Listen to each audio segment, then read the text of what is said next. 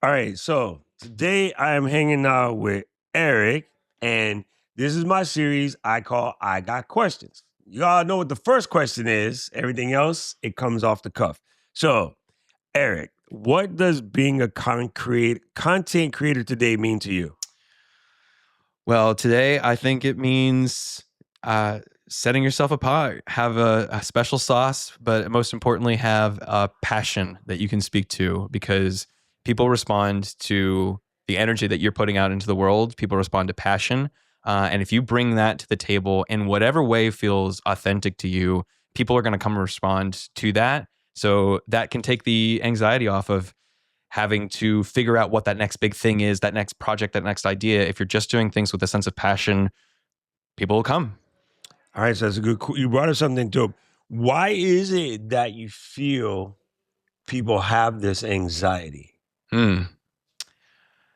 I think we live in a world with a lot of expectations, perceived or unspoken, or just a simple pattern of behavior somebody may have observed that made them think that this was the norm, that this was the thing that they keep seeing in all these places, and they could point to it and say, this is the standard of what things should be. And may be generalizing there for a specific example, but I think that there's this unspoken pressure in the content world to be perfect or to have this idea of what perfection is, whatever that could be, but it's all made up. It's all manufactured in our own heads because mostly the anxiety is that we're going to fail or that we're going to be bad or we're going to say something that's going to get us canceled or whatever it might be that just inhibits us from putting out the content at all. And if we have that anxiety and that's felt far and wide in various communities, with various people, with various lifestyles, just for being who you are, then that's going to paralyze people from actually putting the content out there that they are passionate about, that feels right for them, that deserves to have its voice spoken and heard, Yeah. but is lost in this pressure that we feel in our everyday to day life. Right. Here's a weird thing. People want more and more content, and people want So more and true. more better content. Mhm. Yet, when a content comes out, let's say it's 80% good, Mhm. there are people that would be like, "Oh man, thank you. I really what I needed. Hey, you didn't say this, but I was wondering what you think about this." Mm. And that's from a constructive standpoint.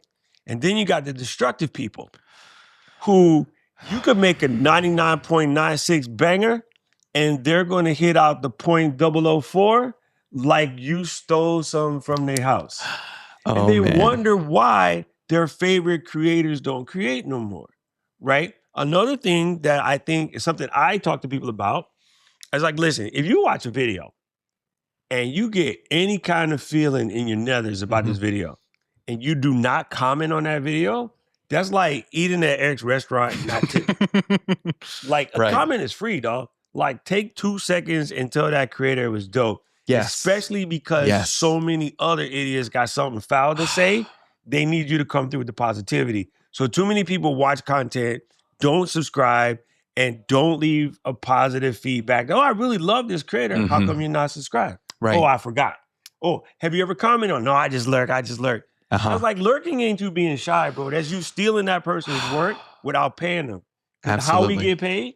Algorithm says show it to them. Monetization, ad Thank revenue, you. all Thank the you. other ways that we get eyeballs in front of the content and get eyeballs in front of other things that have paid to be there, that we've paid to have, or they paid us to represent. So, and it's so funny you mentioned that because it's part of the detractors, we'll call them, from Yes, your yes. content come from their anxieties that they decided that they were going to then impress upon someone else. They see something that they don't maybe like about themselves, their own content, the way that they feel, the way that they produce, and they don't have maybe another outlet, it seems to me, from a lot of negative comments out there, it seems that they don't have another outlet, but they choose that moment to be emotionally reactive and to put that out into the world. And we've got enough people now doing that that feels like the norm. That's the new It's not pattern really of the rehearsal. norm though, but it's so loud. But doesn't it feel that way? Oh, yes. Oh, but if it's not the norm, then why am I going through with this perceived anxiety in my own way. And I've met in this last 24 hours, no, even the last 12 hours, so many people who have expressed exactly the same thing. Mm-hmm. So what are we doing about it? We're going to need to go out and make a pledge to be the positive voice, to speak with that passion and tell other creators feel supported, because when we all feel supported, we can all do our best work. But I was just speaking with somebody who works for Ecamm, and Ecamm is such a wonderful company, not only because they produce a great product that so many people have gotten value out of, but they really put their money where their mouth is for their employees in taking care of people and taking care of the people who support them by offering educational programs like this, offering a meet space for creators to meet with one another and talk with one another and be genuine human beings instead of these talking heads or personas or the kind of person you see on TV and you're like, I'm afraid to speak with them because who am I to just go up and say that they were amazing and I really loved it. And you have this celebrity culture that people have observed for a long time who've they bought into supporting these incredible artists, but the artists are inundated with so much of that then they get the negative press by responding poorly to it sometimes, and then it starts that vicious cycle all over again. Like, oh man, I'm really down on this creator because they were unhelpful for me when I needed that one moment for me to get that validation. It's like we're just trying to be people, man. Don't you ever get overwhelmed from being around so many people that you're like, I need a second alone to just like take a breath? You don't even know I'm going to my hotel room right after this and be like, everybody shut up.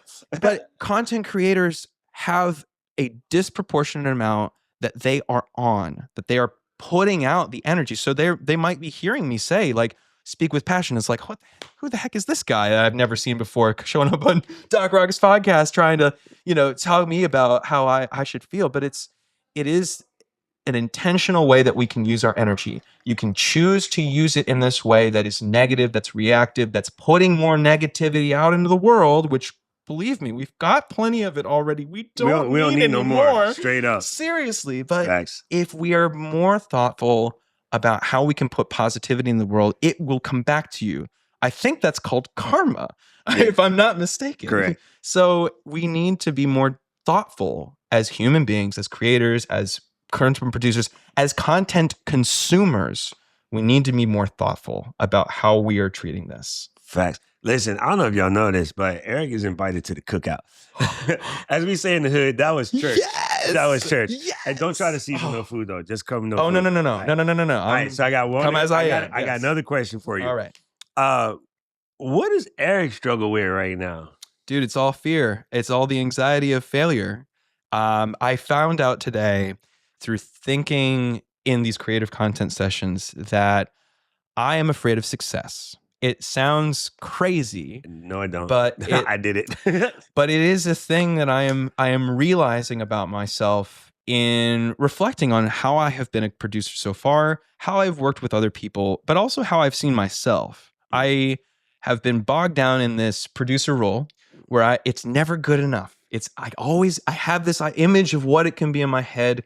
I've always been that way with other projects that I've had. So why can't I just get it to look like this? Finding out that I need an, RE camera with enormous lenses to get the sort of cinema soft focus kind of look. Notice the difference? No. Thank you. And that's what I've been trying to have reinforced is I'm a tech nerd. I love this stuff. I live and breathe. I worked at a technology company for a number of years, and I learned a lot about how the ins and outs of this work. It boils down to I cared a lot about it and had an expectation, and the reality didn't meet my expectations, so I had a lot of anxiety and frustration that came from that. But if I detach myself from that result of being the cinema quality, 4K, incredible movie production, studio level thing that I want it to be, it can get there. But if I just let that go and just do something, it'll be done. I'll have a video out there, which is 100% better than I have been right now, which has not been producing content because I have been paralyzed by that fear of, well, what if they don't care about that technical stuff that I care a lot about? Will that mean I've I'm not getting what I wanted out of it. Is that what really mattered?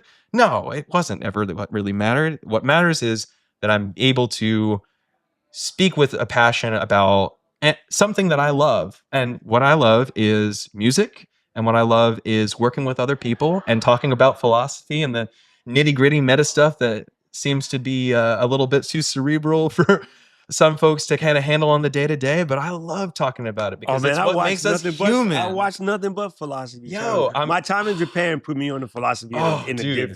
a different light. We got to talk about that sometime. So, question: have you ever heard of the book "The Courage to Be Disliked"? I have not. I'm gonna have to look that up. Put it on your list, and then after you read it, hit me up and be like, "Doc, damn you, that's so good." Be dropping straight truth over here. It's a really, really good book. Okay, see, man, listen, you can tell that like Mary Lou and I have this thing, and we're like, when we don't get to create, like it makes me physically ill. Like it's like an itch to me, and I think because of your producer role, you may have like put a little bit of lid on your own creative elevation, but I can tell from just sitting with you and sitting you in class today, you have it in you, bro. So just make a list of your first 10 videos. Yep. And then just crank them suckers out. That's it. I've already got 3 of them outlined. And straight up, don't get caught in the perfection side. I have a whole philosophy about that. I'll save it for a different day. But I watch your podcast. Yeah, it is kind of funny how we are so stuck in a perfection game. And you know, I'm not a huge astrology type person. But you know, one time somebody a long time ago told me that Virgos are perfectionists. And then I own that title. But the reality is that title ain't none of my damn business. And also, the horoscope is technically way off because of timings. It's 2,000 years out of date. Nah, but here's it's interesting. I'm going to point out something from that. You adopted that identity just from them calling it for you. Yeah, which is what happens, right? Yeah. People give us labels. That's that 4 Agreements book ours, stuff, right? And then we start absorbing these labels that are technically none of our business, and then we start behaving in the label. So if you have a parent tells a kid they're stupid long enough, and then the kid starts acting dumb, and they got kids who are intelligent but don't think they're intelligent because their parents or older siblings or exes or somebody told them that they was dumb or they're not cute or whatever, and they just start living to that. So you asked why content creators aren't producing anymore. Enough of those negative comments get posted again and again and again on a YouTube channel, and then they start to believe, well, maybe I'm not good enough. It's easy to own that. It really is easy to own that, and I'm like, it's never a mind vulnerable place. Own the good ones. Like we have a joke where we say make an awesome folder. And you like literally use your Apple Notes or screenshots. You put all of those in some place. And when somebody says something dumb, you go look at all the good ones. Right. And another advice I told my buddy Tom Buck, because he spent a lot of times in the video, like 3 minutes sometimes, explaining that, so Shure gave me these microphones. And so I'm not being paid for the video. And this is my opinion. And, you know, they don't have any editing process. And it'd be like 3 minutes explaining that, Shure sent me this, but I can say what I want.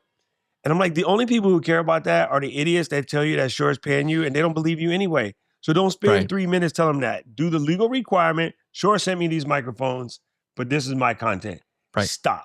Do not make it a 3-minute explanation, because those people who got something dumb to say about you are not your audience. The rest of us that know you, that care, he's like a little brother to me. I know you're not full of crap. Those other people aren't your business. Just ignore them, because you're wasting too much time talking about that. We want you to get to the part where you making me pull out my wallet. Absolutely. So just like, that's why we were all here in the first place. Thank you. So let me help you buy some of these notes. Exactly. How can people catch up with you? You can follow me on Instagram at ShowFocus LLC. There's not a lot out there yet, but there will be. All right. I'm also available at art_by_Jeric, Jeric. That's where my photography page and most of the stuff that I put out from just my own personal content. Mean portraits with an iPhone. Oh, well, he caught Brandon in the field, and we were like, "Whoa!" Brandon was like, "Can you send me that?" And that's a high compliment coming from Brandon, because Brandon's kind of one of the perfectionist dude, team. I felt so chuffed just getting his reaction from that. Are you Canadian? No. Where the hell you get chuffed from? That's like a UK slang. I know. I felt appropriate in the moment. I watch Mad British TV. So, yeah, me too. He was like, I'm definitely an Anglophile in the sense of that. I love British. I love UK TV. It's great. It's so different. All right, family, listen. You know what this is? I always say this, and whenever I do this, I don't know who needed to hear this, but if it was you, let me know in the comment section below. Make sure you go and follow Eric. I'll put all of that stuff in the description. And if you like the video, you know what to do. Like, subscribe, ring the bell, those things like that. Right about now, the algorithm is going to show you another video I think you should watch, and we agree with it. I need to know everything, who and the what and the where, I need everything. Trust me, I hear what you're saying, but act like it's new what you're telling me. I'm curious, George, I hop in the Porsche, it's 5 and a horse, I'm ready for war, I'm coming for throats, to turn to a ghost, I need to know everything. Now you be surprised at the info you get is by letting them talk, so I'm letting them talk. Gotta keep quiet, maneuver in silence to let them